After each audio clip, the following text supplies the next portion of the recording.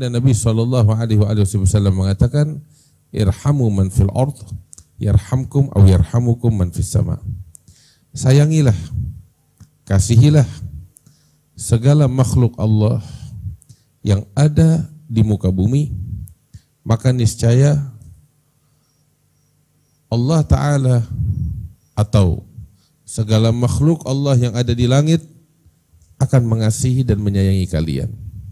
Hadirin yang dimuliakan oleh Allah Subhanahu wa Ta'ala, di dalam hadis ini Nabi SAW berpesan kepada kita sekalian agar kita memiliki sifat kasih sayang di dalam hati kita, memiliki sifat rahmah. Apa itu sifat rahmah? Sifat rahmat itu adalah kasih sayang di dalam hati seorang hamba, kelembutan hati, rasa simpati yang mendorong seseorang untuk membantu, melindungi, meringankan penderitaan orang lain.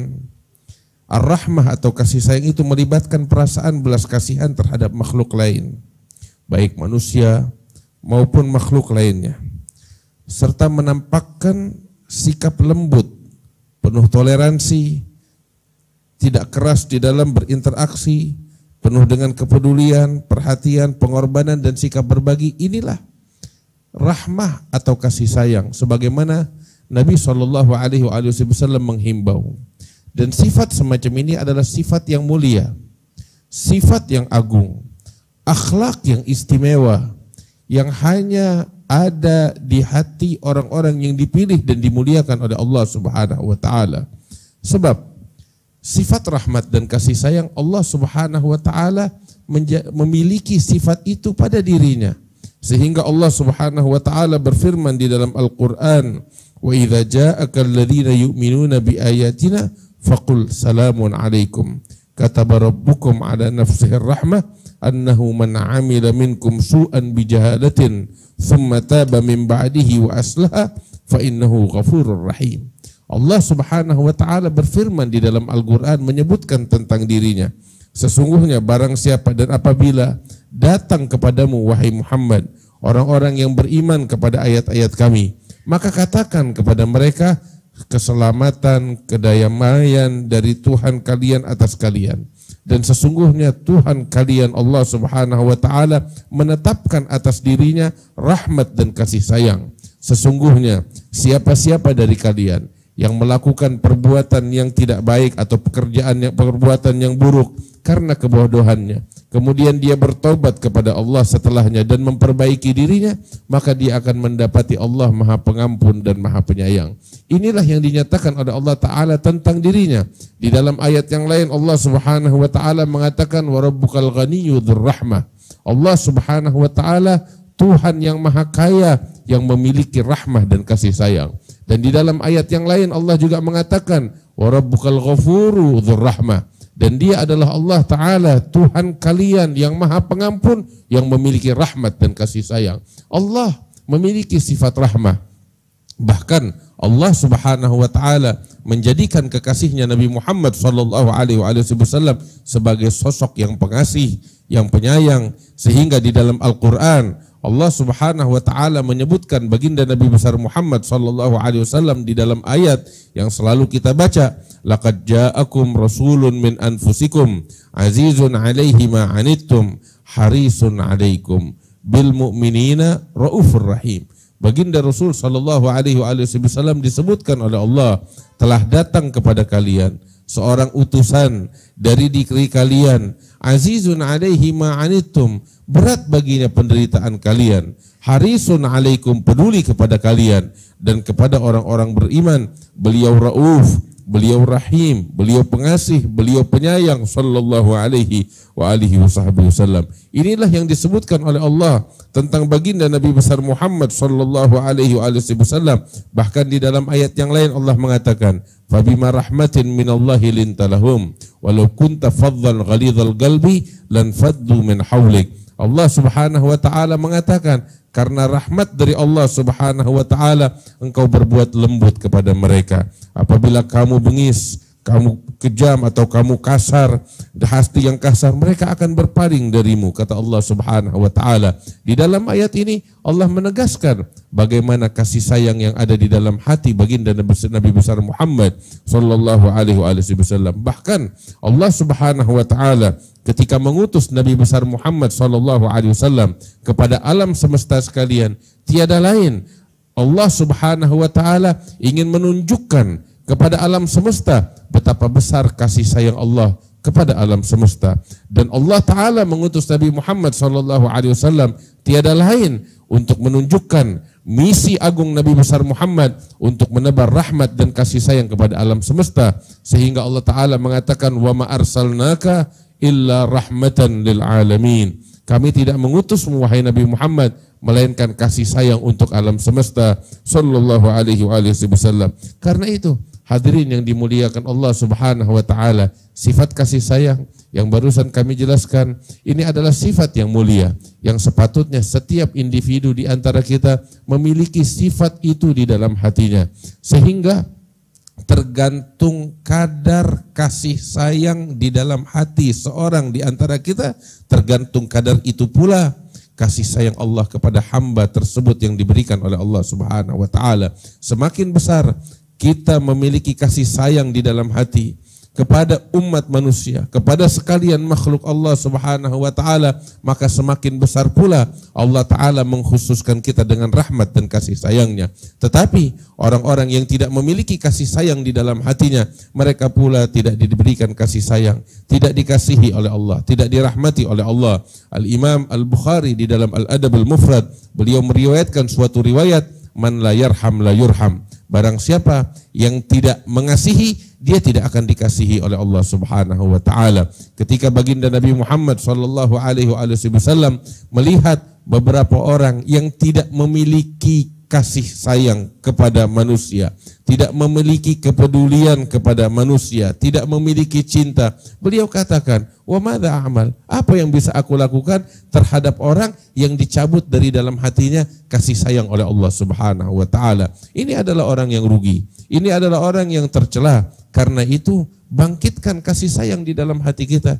Tanyakan seberapa besar kasih sayang di dalam hati kita kepada sekalian makhluk Allah Subhanahu wa taala. Baginda Nabi Muhammad sallallahu alaihi wasallam mengatakan, ar-rahimuna yarhamuhumur rahman tabaraka wa taala. Orang yang memiliki kasih sayang, merekalah yang akan dirahmati oleh Allah Subhanahu wa taala. Al-Imam Syaqiq Al-Balkhi, beliau mengatakan, man lam yarham ar-rajula su fahuwa aswa minhu halan. Barang siapa yang tidak mengasihi orang-orang yang buruk, orang-orang yang jahat, maka sungguh dia lebih jahat dari orang tersebut, dari orang jahat itu.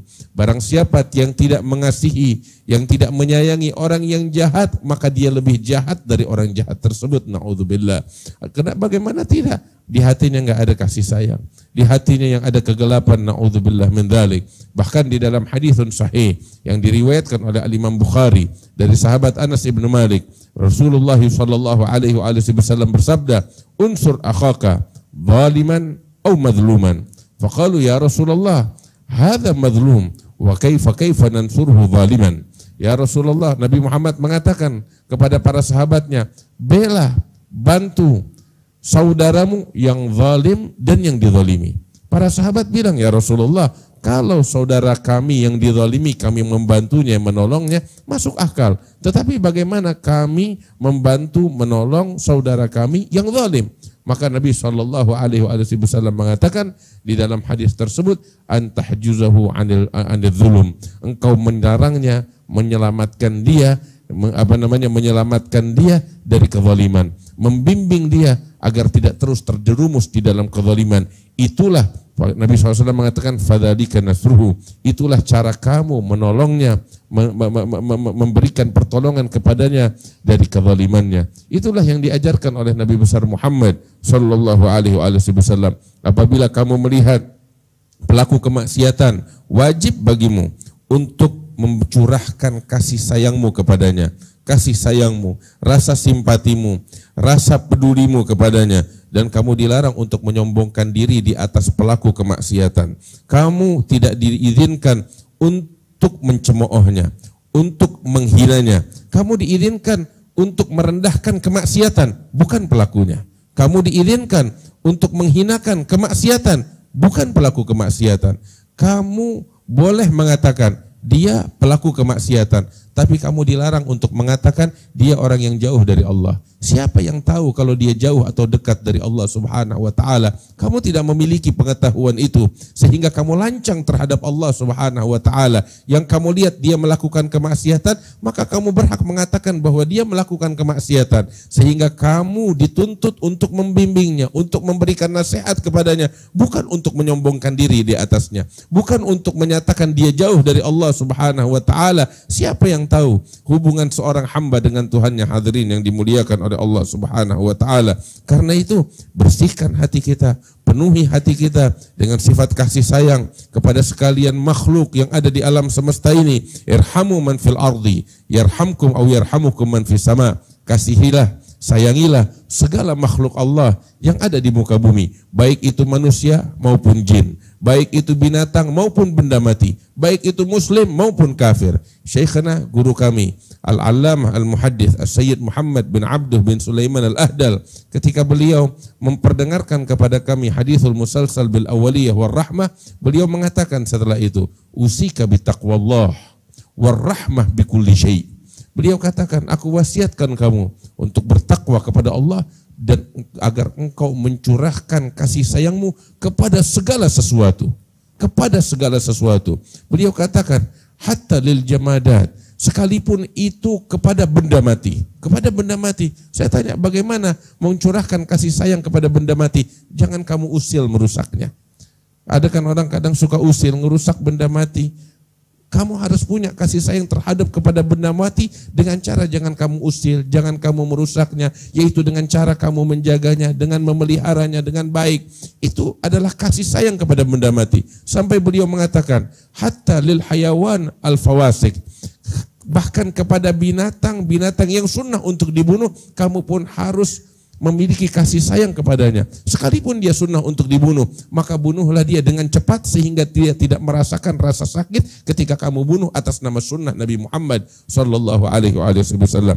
Hadirin yang dimuliakan oleh Allah Subhanahu wa taala, marilah kita tanamkan di dalam hati kita kasih sayang kepada sekalian makhluk Allah Subhanahu wa taala, sehingga Allah Subhanahu wa taala memberikan kasih sayangnya kepada kita sekalian. Dan inilah pondasi pertama yang dahulu ditanamkan oleh para masyayikh, oleh guru-guru kami di dalam hati pada murid-murid mereka. Sebagai pondasi pertama mereka tanamkan, yaitu mereka perdengarkan hadithul musalsal bil awaliyah sebagai pondasi pertama yang mereka tanamkan di dalam hati mereka, yaitu cinta dan kasih sayang, kepedulian, kasih sayang, perhatian sebagaimana Nabi besar Muhammad sallallahu alaihi wasallam. Mudah-mudahan Allah menjadikan kita sebagai manusia-manusia yang mengenal rahmah dan kasih sayang ya rabbal alamin wa ya ajudal ajudin. Sallallahu alaihi wasallam Muhammad wa alihi wasallam. Alhamdulillahirabbil alamin.